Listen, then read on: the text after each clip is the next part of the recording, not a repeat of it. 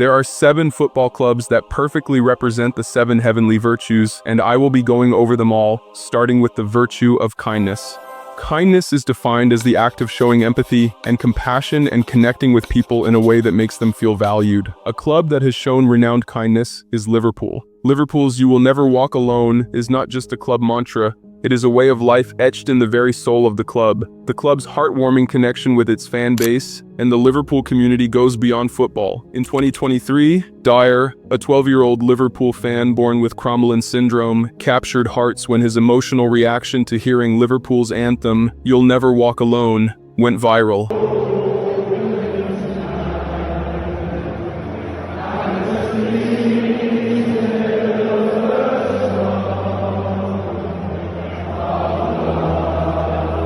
Touched by the story, the club invited Derry and his family to Liverpool's training facility for a special tour and made sure he got to meet his favorite players, giving the young fan an unforgettable experience. Let's talk about you. My God. I saw now the first video again this morning when you were listening to "You Never Walk Alone."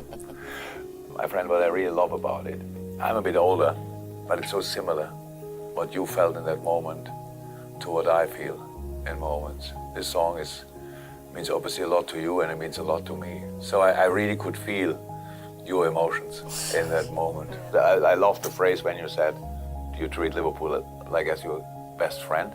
Yeah. Do you remember when you had that feeling the first time? I'd say probably the night we beat Barcelona in the Champions League, I'd say. Best night ever. That's not a bad moment. This wouldn't be the last time the club would connect with a special needs kid and make him feel like an important part of the club. In 2024, Isaac, a young Liverpool fan born with Wolff-Hirschhorn syndrome, became a viral sensation after heartfelt clips of him passionately supporting the club captured the hearts of fans.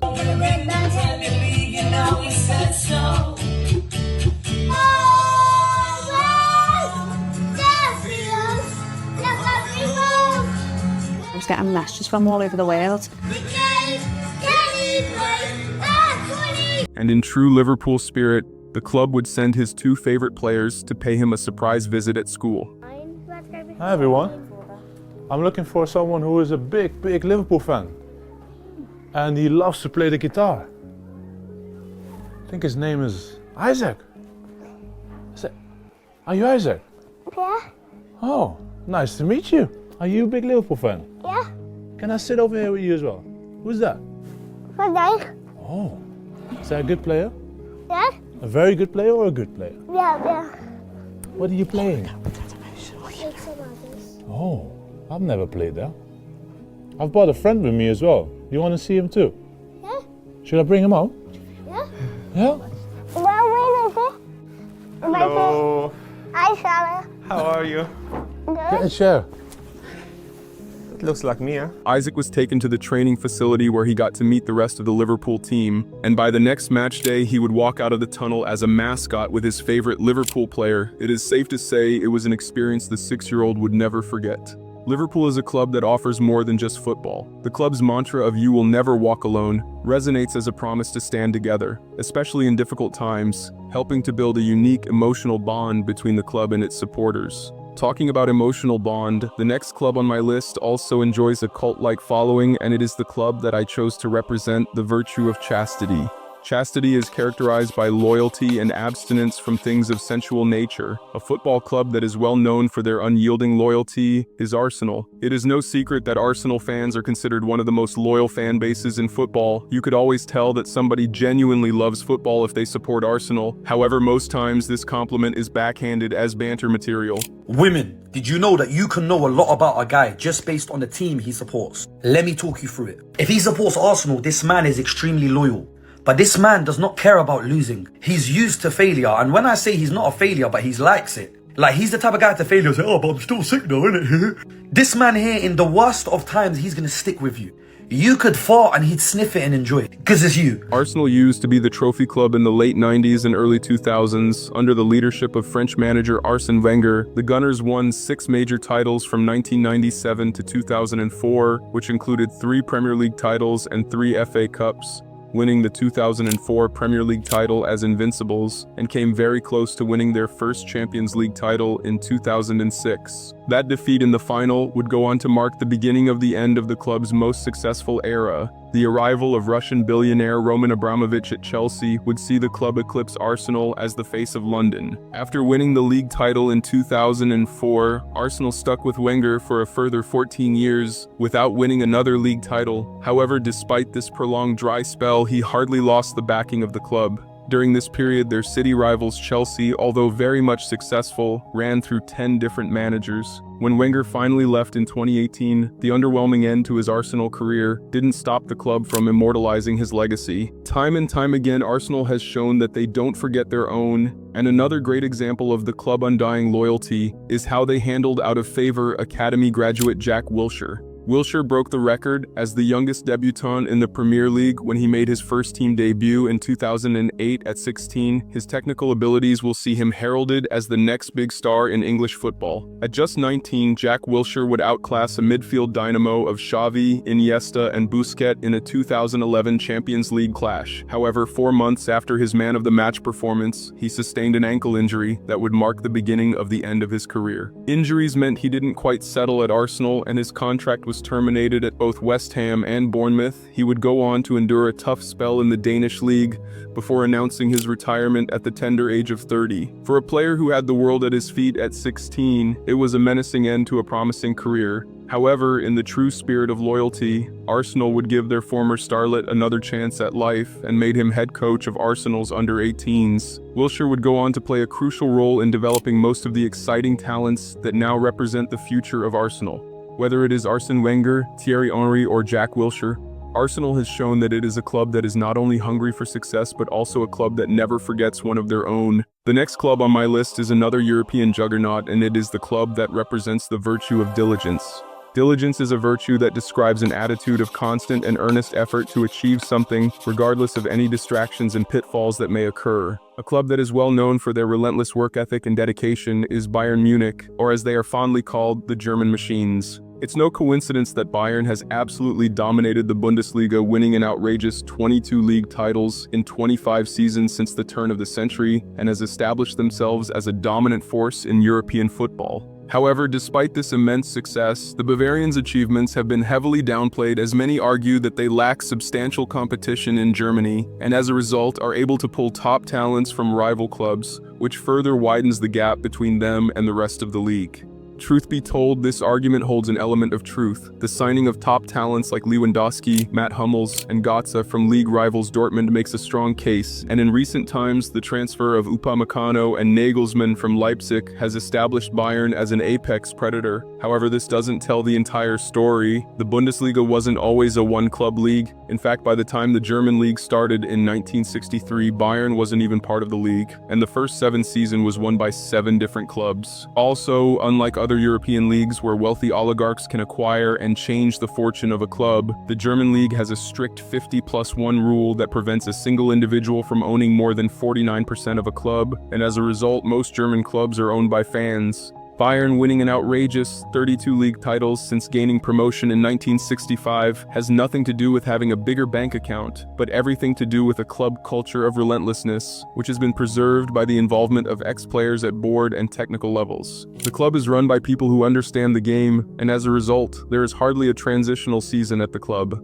A perfect instance of this relentlessness is their 8-2 demolition of Barcelona in the Champions League quarter-final. Despite leading by 6 goals, Bayern's head coach at the time, Hansi Flick, hardly showed any emotion at the dugout, as if to say it was no big deal. Over the years, Bayern's fitness head coach Dr. Holger Broich has made the headlines over the physical transformation of the players. It turns out that even during the off-season, the players are placed on strict training and diet plans, which help them to stay in top physical condition. It is this dedication to sweating the small details that has kept Bayern consistently at the top for a long time, hence the irresistible pull they have continued to enjoy. Another club with such pull is the one I chose to represent the virtue of temperance. Temperance is defined as moderation and voluntary self-restraint.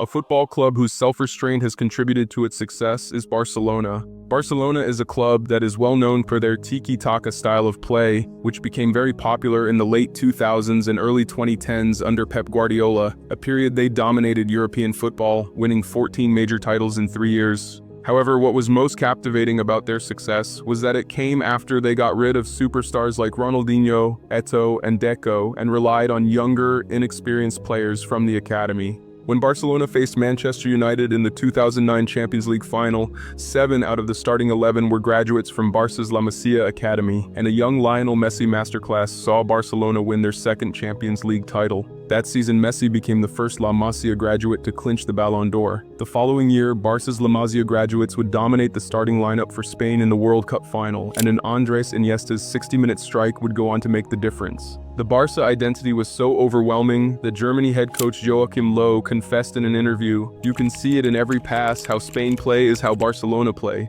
That season, 3 La Masia graduates, Messi, Xavi, and Iniesta, would make the final 3 for the Ballon d'Or. Barcelona is undoubtedly one of the most successful clubs in the world, and this remarkable success is tied to a preference from grooming their own talents rather than splashing big in the transfer market. Although there have been a few exceptions, the Catalonian giants have always favored the conservative approach of creating their own stars. In a competitive sport like football, where clubs owned by wealthy oligarchs are more than willing to spend recklessly in the transfer market for already made players, Barca's moderation is not only commendable, but has also helped preserve a strong club identity. Talking about club identity, the next club on my list also has a strong club identity, and it is the club that represents the virtue of humility. Humility is defined as the quality of being humble, characterized by modest behavior, selflessness, and the giving of respect. A football club that has expressed these qualities is Borussia Dortmund. Despite playing second fiddle to Bayern, Dortmund is very much one of the biggest clubs in Europe, and over the years have nurtured some of the biggest names in the game during their formative years. And this is because the club has always considered the interest of their players even before their own. As a result, they are always willing to let a player move on to the next stage in their career, even if it means giving their best player to a rival club. Although there are financial benefits to this behavior, it tells a story of a club that prioritizes player development over club interest. After scoring 86 goals in 89 appearances across 3 seasons, Dortmund would accept a meager £51 million transfer fee for Erling Haaland, opting to receive a fair price for their star man instead of harming his development by inflating his value. Dortmund is also renowned for showing great sportsmanship even when things don't go their way. When they got knocked out by Barcelona in the quarter-final of the Champions League last season, they still went on to publicly wish the club best of luck in the competition. A tweet from their official account read, "Go on and win this thing." It was a heartwarming moment that brought the two fan bases together and showed the true beauty of the game. This wouldn't be the last time Dortmund would show their class even in defeat. They also showed incredible sportsmanship when they lost to Real Madrid in a tough 3-2 defeat in the Club World Cup. In a competitive sport like football, where the tension is always high and player-club relationship can easily get toxic, Dortmund has, however, been a class act, showing their sportsmanship even in the most difficult of situations. Talking about sportsmanship, the next club on my list is renowned for their humanitarian efforts, and it is the club that represents the virtue of charity. Charity is defined as the voluntary giving of help, typically in the form of money to those in need. There is hardly a football club that has been more charitable than Celtic. Celtic was founded in 1887 by an Irish priest, Brother Wilfrid. Wilfrid intended to create a football club that would fund free meals for poor immigrant Irish children in Glasgow, and more than 130 years on, charity has remained an integral and fundamental part of Celtic. Celtic operates a supporters charity arm known as the Celtic FC Foundations, and over the years this foundation has helped raise money to cater for underprivileged children in Africa and homeless refugees in Glasgow. In 2013, the club sent 21 volunteers to Kibera, a slum town in Kenya, where they founded the Kibera Celtic Foundation. Through donations from the club supporters, the foundation was able to rebuild schools and provide free school meals for underprivileged children.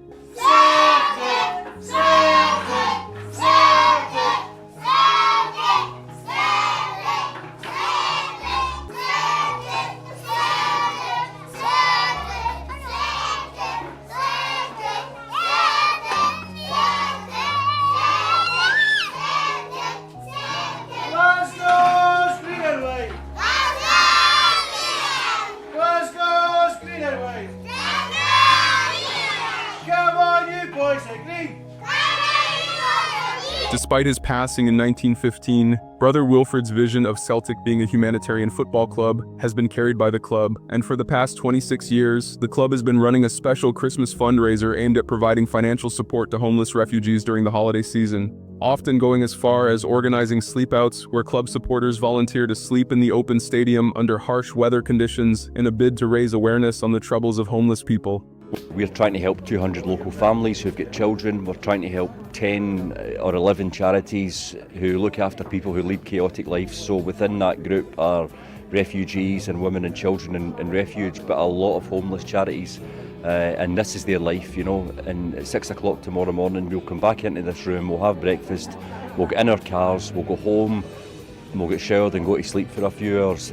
And that's not how it will be for a lot of people who are rough sleepers. Whether it's poor kids in Africa or homeless people on the streets of Glasgow, Celtic and its supporters have shown unrelenting resolve to always be a source of hope to those in need.